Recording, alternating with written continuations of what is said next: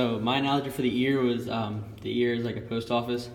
Vibrations represent letters because vibrations have to get from point A to point B. So the eardrum, hammer, anvil, and stirrup, the inner ear structures, they act as the mail carrier or the person that's picking up the mail because they pretty much just transfer it along the line to the cochlea.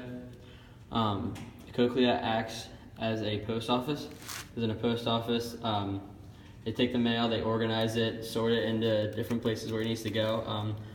Cochlea, with the help of the basilar membrane and hair cells, when hair cells move, they create nerve impulses. And then they send those nerve impulses out through the auditory nerve. Like the post office would send out mail through a mail truck. So the auditory nerve represents the mail truck because it transports it to the brain.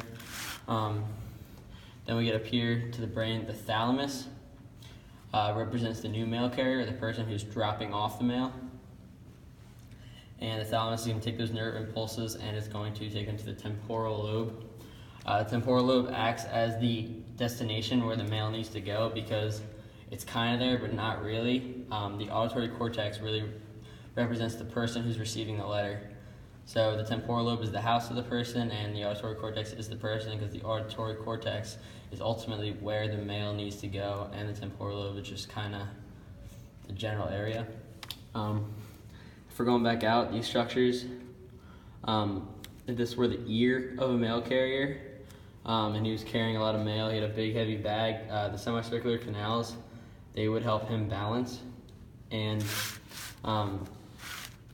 maybe if the mail carrier was traveling overseas on a plane, the eustachian tube would help them equalize pressure in their ears. The eustachian tube helps equalize pressure between the nose and the ears, so if their ears pop as they're traveling higher, that's all thanks to the eustachian tube. So there it is. The ear is like a post office.